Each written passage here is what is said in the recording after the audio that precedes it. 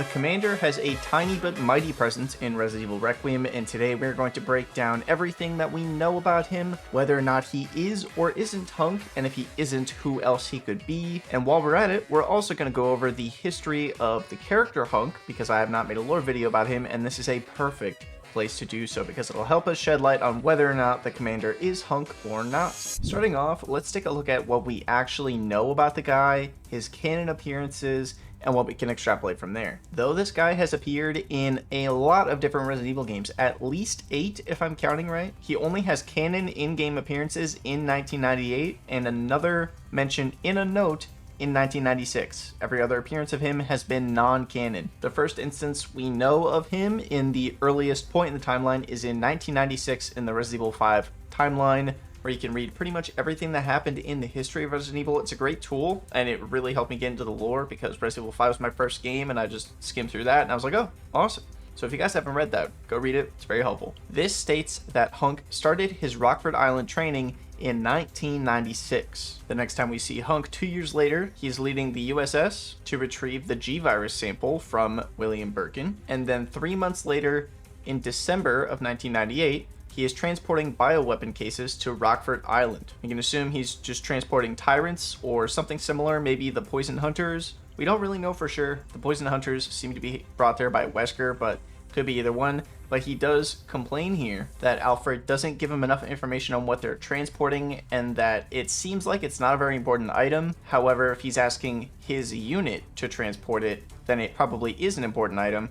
And there's something very dangerous in the container that he didn't tell them about, and he's worried about the safety of his unit, and just asks that next time they get a little bit more information while understanding that it's a classified mission, and then says he's gearing up for his next mission at 2300 that very same day. We don't quite know what that is. I'm assuming that they're going to retcon this to be Hunk's next appearance, which is in Resident Evil Veronica, the remake of Resident Evil Code Veronica, where we see Hunk kidnap Claire in Paris by the Paris headquarters for Umbrella in the apartment where Chris was staying. His voice, notably, does not sound like Keith Silverstein, the longest running voice actor for Hunk. I don't know why they would change it from one game to the next when he's been voicing him for so long. Don't move. Claire Redfield. And he just voiced the Commander in Resident Evil Requiem, and just voiced Hunk in Resident Evil 2 Remake, and technically Resident Evil 4 Remake with all his grunts and stuff. So I think that they're dubbing this line over Hunk, because maybe he doesn't say anything here, and they just wanted to make the trailer more dramatic. My fan theory is that this is actually Craig Bernatowski voicing Wesker, and they dubbed a Wesker voice line over Hunk, and this line actually takes place when Wesker meets Claire outside the palace by the prison. Don't move. Claire Redfield.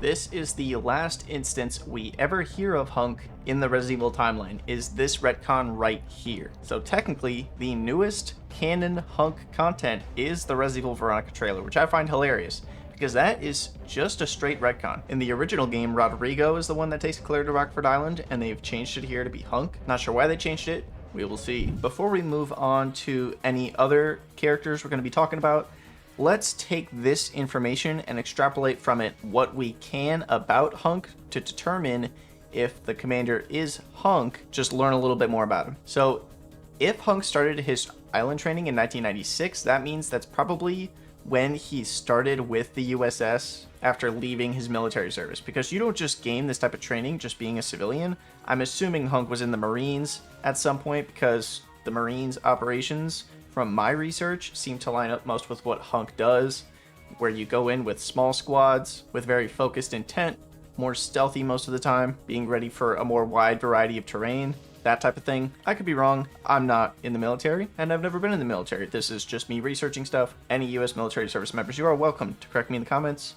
I would appreciate it. So keeping that in context, that Hunk was a Marine before joining the USS and training there, and since he moved to Rockford Island and became immediately the captain of a squad, I am assuming that he at least moved up to sergeant in the Marines, because that would imply he has the expertise from the Marines to bring over to the USS to lead his squad there. And from what I understand, sergeants are the leaders of squads, or at least the highest ranking leaders of squads, of about 8 or so. So counting time in boot camp and about a year as a sergeant, and then maybe he was a mercenary for about 2 years freelance, and that's where he gained his reputation, and that's why the USS hired him. This could be me adding a little bit too much time, because we know that Carlos before this was a guerrilla fighter with no official military training. However, he is not the captain of a squad, so that's why I'm adding that extra time for him to build up his notoriety as a mercenary to get the nickname the Grim Reaper. So taking those 8 years and then adding 18 to it, in 1996, Hunk would likely be 26, which means he's about 28 at the events of the Raccoon City incident, depending on his birthday is, of course, which we do not know. And if Hunk is indeed born in 1970, that would mean in 2025, when Requiem takes place, he would be 55 years old. He'd be about 6 years older than Leon, and would definitely have earned the rank of commander at that point by his age. However, someone who's 55, who has never been enhanced with any virus whatsoever or anything like that, doesn't seem too likely to be moving how he does at age 55. I understand that it's Resident Evil and all of the power levels are very much elevated, but that is something that I just want to keep in mind. I won't be using it as like a key point, just something to bring up. I do want to mention here, I wasn't sure when to fit this in the video, but I'm going to bring it up now. There's a lot of misinformation going around about the commander having RCS because you can see it in his eye lenses and up his wrist. This is not true. His eye lens reflections never have any sort of veins going in them. I looked at the files in the code, at the textures, in Blender. There is nothing that looks like that. It is just tricks of the camera with all the lines in the floor reflecting in his goggles. It is not any veins from Raccoon City Syndrome. And then looking at his wrist, I will show a picture on screen here, completely clean, just some shadowing from his gloves, which they do on many other characters. So the commander does not have RCS in Resident Evil Requiem, and if Hunk was present at Raccoon City, I think he would have it here. I think that makes a lot of sense, and I think him not having it is the biggest evidence here that it is not Hunk. Yes, he does have his gas mask, but we still technically don't know how that affects against the T-virus, plus he was in all that water in the sewer that was infected with the T-virus, that is canon. So if the commander is not Hunk, then who is he? I'm going to take a look at everyone's favorite game in the series, Umbrella Corps. And if you look at the single player campaign of that game, which basically just takes the multiplayer maps and has you do collectathons in them with some very light storytelling, you play as A37, which is the code name given to your character, and he is very notably much younger than Hunk. He's much more boisterous, and he brags a lot more in combat when he's taking down various enemies and zombies and stuff. This fits the commander's personality a lot more than Hunk's does, where he's very cold and calculated and cunning, and he's very smart. And we never see him boast or brag one time, aside from one instance, which is a results screen in Resident Evil 3, where you see Hunk on the helicopter with Nighthawk, and it says at the end that he lets out a smile after seeing that he is the only survivor once again on one of his ops. That is the only time we ever see him be remotely boastful in any Resident Evil game. So if the commander is being braggadocious with Leon, talking about Leon Kennedy, we finally meet, talking about taking him down, I think this aligns a lot more with 3A7's personality than it does Hunk's. However, another piece of evidence that it is Hunk is that Hunk does say we finally meet, implying that he knows a lot about Leon, which means he could just remember him specifically because of Raccoon City, knowing that they were both there. Or, if you want to use this as a fact against, it could just generally be Leon has a reputation from his long career in the DSO and fighting bioweapons and countering Umbrella and all that stuff. This could go either way. Leon could just be a very notorious person in this circuit of people because of just how badass he is. It could be a Batman situation where it's like, yeah, I fought Batman and he only broke one of my legs, not two. It could be that kind of situation. The next note I want to bring up, which to me almost completely proves that A37 is the commander, not Hunk, is at the end of the experiment, where you beat the game and then you get a voice line from DC Douglas, who does also voice 3A7. Sorry, I've been calling him A37 and 3A7 interchangeably in this video because he has a stupid fucking name. It's 3A7. He talks to 3A7 and calls him the new Grim Reaper. 3A7 is voiced by DC Douglas in a voice much closer to his regular speaking voice, whereas this mysterious character, he uses his Wesker voice. Mission report. I have some bad news. You will bring me good news, or you will bring me your own obituary. That was quite the performance, wouldn't you say? Guts and determination. Good show. And I'm assuming they had him just do this one singular line as a little cameo, and so they didn't have to hire another voice actor. What I am assuming here is that this voice is not Wesker. and now has been retconned to be Zeno recruiting 3A7 for his Connections mercenaries. I think this makes a lot of sense to me, and if you want to add to the Connections to 3A7, 3A7 uses a special axe that charges heat called the Brainer.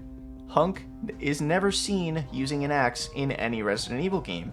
However, Hunk is armed with the Mortal Edge. I think this all adds up. I know the axe is based off of Leon's model, not the commander's, but it is still a very small connection, and I think it's very interesting. Another piece of evidence for this being 3A7 and not Hunk is that the last time we see Hunk, or not even see him, the last time we hear from him is that note in Code Veronica where he's talking about being more jaded with his employers. He seems very annoyed that he's not getting all the information he needs to do his job. He's worried about the safety of his team, and while he may be an evil guy, at the end of the day, he does care about his team. And if he's constantly working with the Connections, already having been burned by Umbrella, likely not wanting to deal with the Tricell situation and work with Wesker again, as he was actively working against Wesker's interests in Resident Evil 2 by stealing the G-Virus, which Wesker worked on. And Ada was also trying to retrieve the G-Virus, being on a totally separate team from Hunk. So I doubt he would have gone to work for Tricell, or the organization that Wesker was a part of. And I think by this point he would have been pretty jaded with this whole thing, seeing that he's in his fucking 50s, and I think he would have sought out a different line of work that's maybe safer and still makes him good money. Whereas 3A7 was directly trained under leftover Umbrella people, a lot of which were absorbed into the Connections if they didn't fall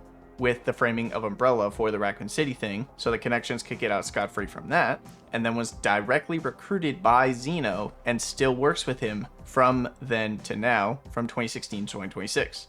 Makes much more sense for him to be a commander after 10 years than Hunk after 20 at 50. I think him being as agile as he is and putting up as much of a fight as he does with Leon makes a lot more sense than it does with Hunk, who is not an enhanced soldier whatsoever and is 55. Yeah, Leon is sick, but come on, Leon would have cleaned this guy's ass up in Resident Evil 4 already after just a few years training. I know there's a lot of Hunk glazers. Hunk wouldn't have stood a chance, dude. There's no freaking way. Whereas this guy, who we know less about, who could be more physically enhanced, and was directly recruited into the Connections, specifically under Zeno to fight people like Leon, I think that makes a lot more sense. Because keep in mind, all we canonically know that Hunk does is not die on any missions, escape Raccoon City as the rest of his team dies, and transport an icebox with a sleeping bioweapon in it and write a note, and kidnap Claire in Resident Evil Veronica Remake. That's all that we canonically know that he does. We don't know anything else about him at all. I want to stress that. Yes, Hunk is a badass. Yes, Hunk is cool, but I think 3A7's position in the story and his lack of characterization leave a lot more room to have a character be there that can go toe-to-toe with Leon as he does in the game.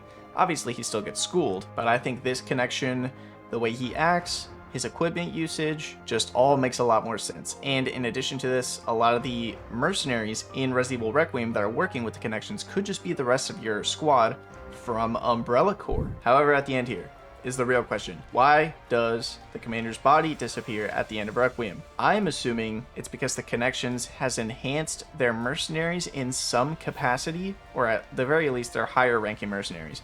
Because if Zeno has clearly been enhanced and he's a higher ranking member of the Connections, I think it's safe to assume that they would also enhance their higher ranking mercenary officers, because they work closely with them, they entrust them with a lot of secrets. I think they want to keep them alive because they're not easily replaceable. So I think it's very safe to assume that 3A7, aka the commander, did get his shit absolutely rocked by Leon. Then after Leon leaves the room, he escapes off into the vents or something like that. And we even get further confirmation that he likely lived, because if you play in insanity mode, his squad comes to retrieve him to, I assume, give him immediate medical care, because while he's enhanced, he's still just got sliced in the throat with an axe. I'm sure that doesn't feel great, and I'm sure he's gonna bleed out, but maybe he assumed that Leon was just gonna wipe the floor with his squad and just chose to escape regardless on his own. Yeah, you could apply all these things to Hunk, so I guess I just want to leave off with the fact that it could be either character, but I think based on how the character behaves, how braggadocious he is, his connections to Umbrella Corps, where 3A7 was directly recruited by a Wesker sound-alike after Wesker had died, which could be Zeno, the fact that he uses an axe as his main form of combat, and that was the main gimmick weapon in Umbrella Corps was a flaming axe, and the fact that he's way younger and would likely be able to put up a lot more of a fight against Leon, even with a lot of training that he went through in Umbrella Corps and in the past 10 years since. Whereas the commander would be about 55 years old, likely not enhanced, and doesn't have any super amazing feats or anything like that we know of in games that are canon. Anything super cool he does is in Operation Raccoon City, and that game is not canon. Let me know which result you think is most correct down in the comments. If you enjoyed this video, drop a like. If you disliked the video, feel free to dislike it, but let me know why down in the comments. If you want to see more Resident Evil lore videos like this, please do let me know. I just made one on Xeno, and I'm just making one on the Commander, and I guess now I've also made it on Hunk. So if there's another villain you'd like to see me cover in this format, please do let me know down below. If you want to support the channel more directly, I do also have channel memberships. Never required, but always appreciated. Speaking of memberships, shout out to my members, you guys are the freaking best. Shout out to my nefarious residents. The Epic Rager, One's One Up, Parametrius, Casual BFG, Malplace, Felina Marie, Veldi8F, Jared Mail, David Gonzalez, L'American Tipperl, Rose Meredith, Amar Ben Israel, Nico Femboy, Wednesday April, Legal Ash Grenades, Boomstick, Daniel Adams, Raina SL, Thunderwolf, The Ultimate Recapture, Diamond S&T, Philo, Most Call Me Chris, Museo del Video, Elliot Watson, Noodle, Rodrigo Matos, Noctis Goes Wild, Grima, Michael, Sub Hankar, and Equizy PST. And a super mega extra special shout out to my malevolent residents of the channel. Aircrom Cromer for 15 months, Tim Just Be Really for 13 months, Rosie Posey for 6 months, Hope Burr for 4 months, Kumigato for 2 months, and Disarray for 3 weeks. That's gonna do it for this video. Hope you enjoyed it, and yeah, stay evil, my residents.